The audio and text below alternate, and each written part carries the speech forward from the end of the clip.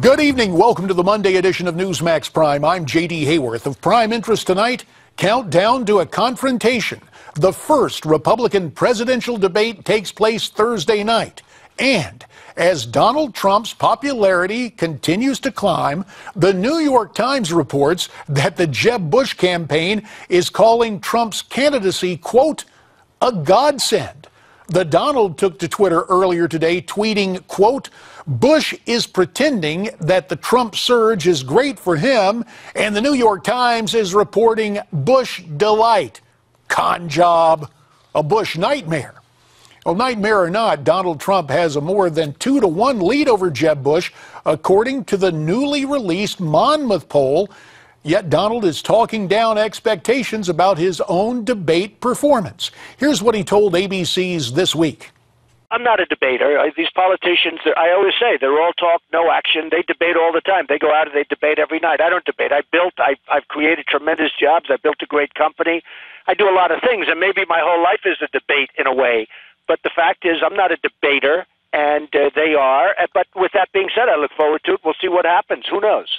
Well, there is no debating that we're pleased to see Miranda Kahn back with us now. And Miranda, we are going to welcome in two others, as is our wont on Monday nights.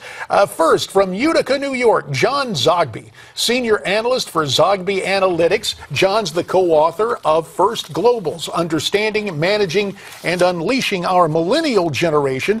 We're also joined via Skype from Mount Vernon, Virginia, by Craig Shirley, Reagan biographer and president of Shirley and Banister Public Affairs. Craig's latest book, the soon-to-be-released Last Act, The Final Years and Emerging Legacy of Ronald Reagan. Gentlemen, to you both, our thanks for making some time for Newsmax Prime. Now, that new Monmouth University poll came out earlier today. Donald Trump continues to build on his lead. For the record, the poll of 423 likely Republican voters shows Trump with a commanding 26%, Jeb Bush at 12%, Scott Walker at 11%. Then you see Ted Cruz and Mike Huckabee tied at 6%, and Ben Carson at 5%. Trump's favorability rating has improved dramatically, with 52% saying they have a positive view of Trump against the 35% who view him negatively. Trump leads in every age category, the top choice of men and women in the survey. Gentlemen, they're calling this a make or break moment for Donald Trump. John Zogby, do you agree with that? No, I don't. I mean, I think it's an important moment. It's the first time he actually will share a stage, perhaps with anyone, let alone share a stage with 9 other candidates. But I think he gets a little bit of slack, unless he really, puts his foot in his mouth, although he's put his foot in his mouth before and emerged okay. What do you think about it, Craig Shirley? I agree with John. I think that actually he has more to gain than he has to lose in this. My guess is that the worst he could do would be come out with a draw.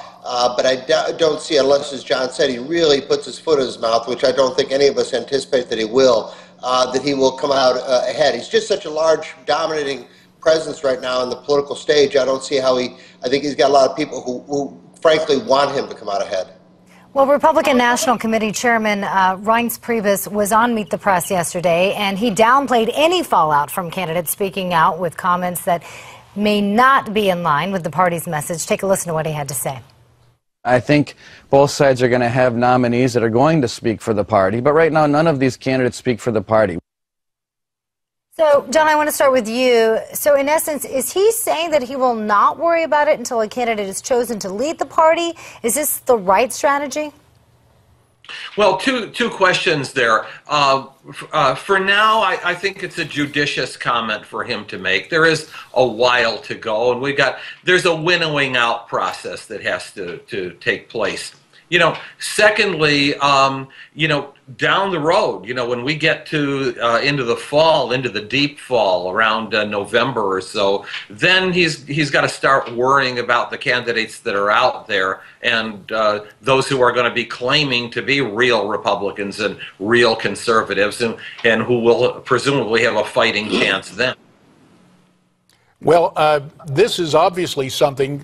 John gives us the pollster's perspective. I'm kind of interested in Craig Shirley's historical perspective on this. Craig, what about Reince now backing up and letting the candidates fight it out rather than trying to rein in or judge their, quote, republicanism?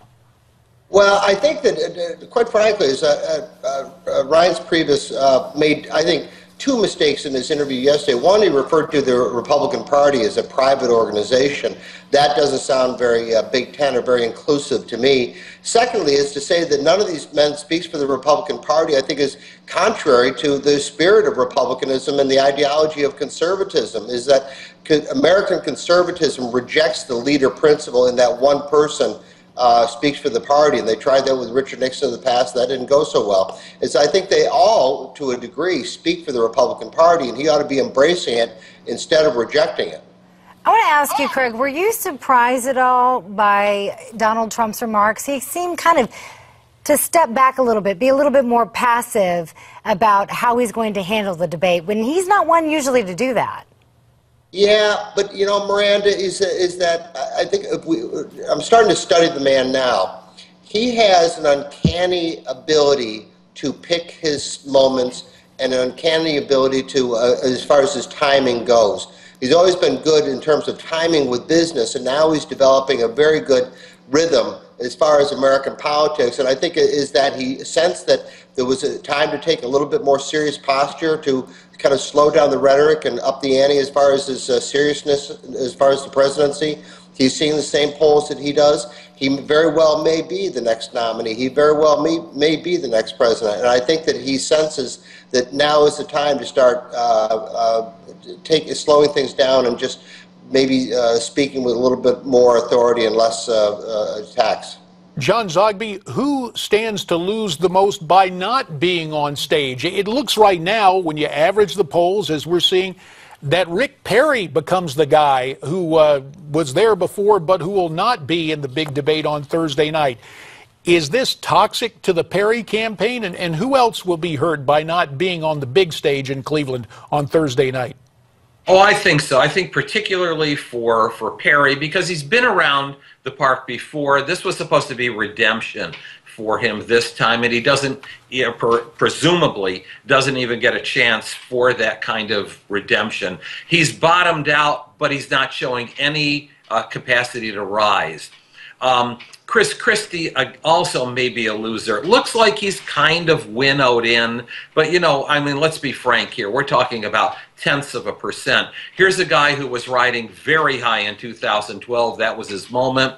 He's bottomed out here, and you know, in the latest polls, if he's not on that stage tomorrow, or if he doesn't score some sort of knockout punch against a fellow governor like a Scott Walker or a Jeb Bush, then he's in real trouble. All right, John Zogby, Craig Shirley, gentlemen, we thank you both. And speaking of polls, we at Newsmax want to know who you're backing. Who is your choice for the GOP's 2016 nominee? To vote, go to newsmaxpolls.com. Still to come, who will the White House back for the Democratic nomination, Hillary or Joe? Our political panel shares its insights. Also ahead, choosing sides as President Obama authorizes airstrikes to defend U.S.-trained rebels in Syria. Mike Flanagan and J.D. Gordon will discuss. But first, what distinguishes Governor Scott Walker from the rest of the Republican field? His answer in my exclusive interview when Newsmax Prime continues.